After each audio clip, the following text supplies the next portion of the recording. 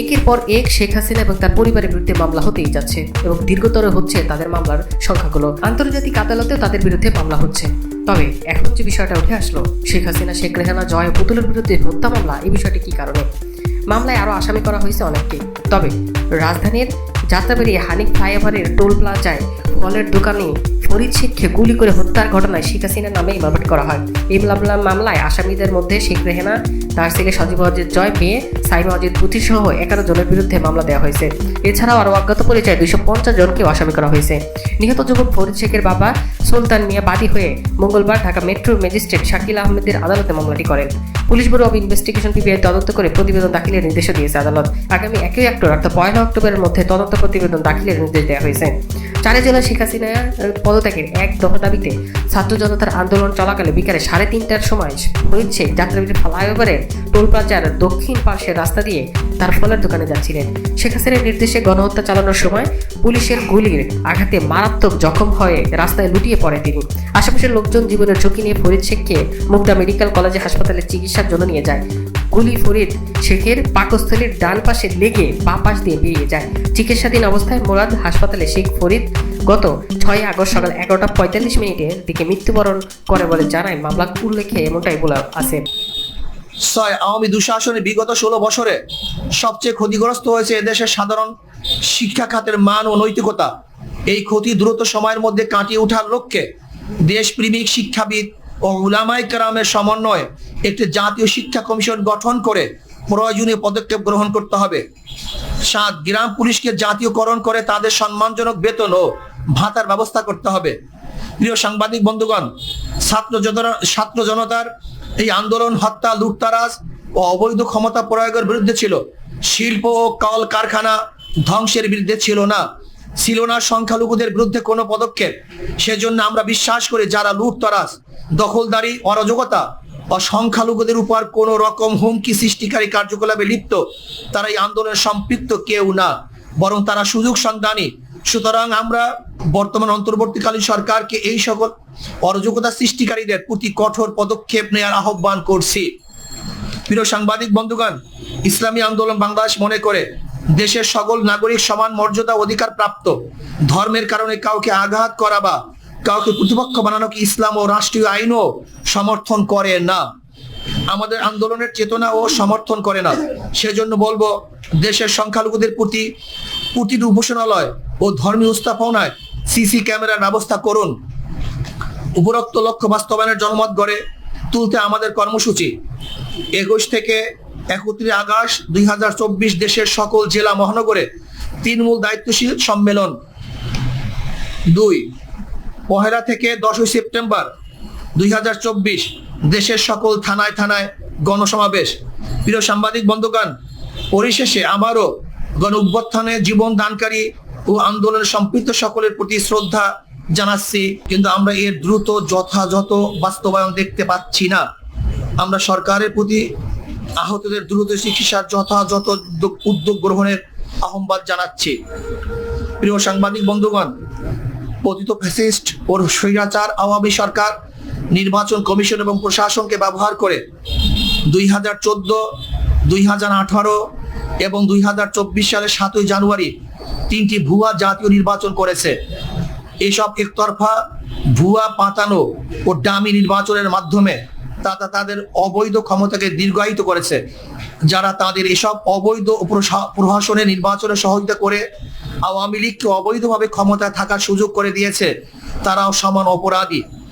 অতএব 3টি অবৈধ প্রশাসনের নির্বাচন পরিচালনাকারী 3টি নির্বাচন কমিশন এবং প্রশাসনের যেসব কর্মকর্তা তাদের অবৈধ কাজের কুশীলব ছিল, তাদেরকে আইনের আওতায় এনে শাস্তির মুখোমুখি করতে হবে, যাতে ভবিষ্যতে কেউ অবৈধ নির্বাচনের সাহস না করে।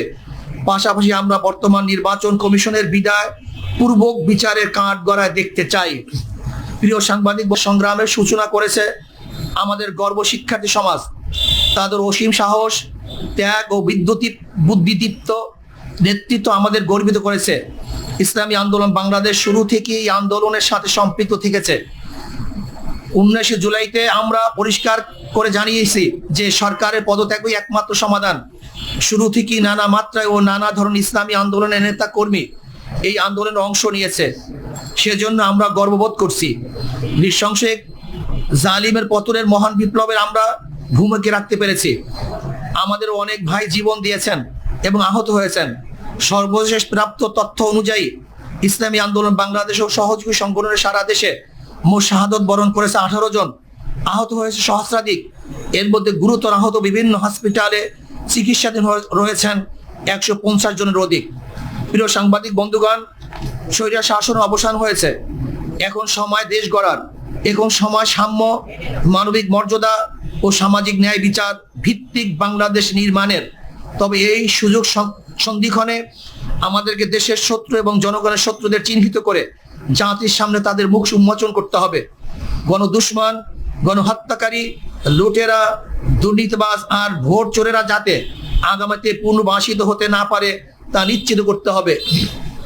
সে লক্ষ্যে গ্রহণযোগ্য তদন্ত কমিশন ও স্বতন্ত্র ট্রাইব্যুনাল গঠন করে জুলাই গণহত্যাকাণ্ডের বিচার করতে হবে। একই সাথে গত 16 বছরে সংগঠিত সকল রাজনৈতিক ও প্রশাসনিক হত্যাযজ্ঞ, গণহত্যা, গুম ও মানবাধিকার লঙ্ঘনের বিচার করতে হবে। এক্ষেত্রে যে সকল ব্যক্তি বা সংগঠন দোষী সাব্যস্ত হবে তাদেরকে রাজনীতি ও নির্বাচন থেকে স্থায়ীভাবে নিষিদ্ধ করতে হবে। 2. তদন্ত সাপেক্ষে বিগত বছর সকল দুর্নীতিবাজ ও বিদেশি অর্থ পাচারকারীদের সকল সম্পত্তি ক্রয় করে রাষ্ট্রীয় কোষাগারে জমা করতে হবে এবং বিদেশে পাচারকৃত টাকা ফেরত আনবার উদ্যোগ গ্রহণ করতে হবে। নাম্বার 3, আইন শৃঙ্খলা বাহিনী, প্রশাসন, বিচার বিভাগ সহ প্রজাতন্ত্রের যে সকল কর্মচারী আইন, সংবিধান, শপথ লঙ্ঘন করে অপেশাদার আচরণ করেছে তাদেরকে বিচারের মুখোমুখি করতে হবে। দেশের সংখ্যাগরিষ্ঠ ধর্মীয় জনগোষ্ঠীর চিন্তা চেতনা ও অনুভূতির বিরুদ্ধে কোনো সিদ্ধান্ত নেওয়া যাবে না। নির্বাচন কমিশনকে পুনর্গঠন করতে হবে এবং অবাধ, সুষ্ঠু, গ্রহণযোগ্য ও অংশগ্রহণমূলক নির্বাচনের জন্য সংখ্যাধিক নির্বাচন। আমরা মনে করি এসব প্রতিষ্ঠানগুলো ব্যাপক সংস্কার প্রয়োজন, কারণ বিগত সরকার অবৈধভাবে ক্ষমতায় টিকে থাকতে রাষ্ট্রের গুরুত্বপূর্ণ সব প্রতিষ্ঠান ধ্বংস করে ফেলেছে। অন্তর্বর্তীকালীন সরকার এসব প্রতিষ্ঠানগুলো কতদিনের মধ্যে সংস্কার সম্পন্ন করবে তা নির্ধারিত হওয়া প্রয়োজন। অতএব ইসলামী আন্দোলন বাংলাদেশের প্রত্যাশা করে অন্তর্বর্তীকালীন সরকার তাদের সংস্কার কার্যক্রমের ধরন ও প্রক্রিয়া কি হবে এবং কতদিনের মধ্যে সংস্কার কার্যক্রম সম্পন্ন করবে তা অতি দ্রুত প্রকাশ করবে এবং জাতীয় নির্বাচনের একটি রোড ম্যাপ ঘোষণা করবে।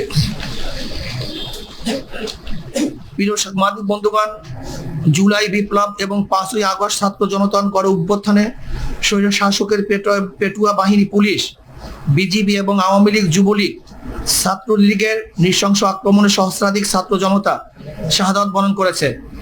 প্রায় 30,000 আহত হয়েছেন, গুরুতর আহত হয়েছেন কয়েক হাজার, যাদের মধ্যে অনেক শিশু কিশোর রয়েছে, যারা দেশের বিভিন্ন হাসপাতালে এখনো সঠিক চিকিৎসার অভাবে কাতরাচ্ছেন। আমরা ঢাকার পঙ্গু হাসপাতাল সহ বিভিন্ন হাসপাতাল পরিদর্শন করে এবং দুঃসহ অবস্থা প্রত্যক্ষ করছি। অন্তর্বর্তীকালীন সরকার ঘোষণা দিয়েছিলেন আন্দোলন আহতদের সরকারি খরচে চিকিৎসা দেওয়া হবে।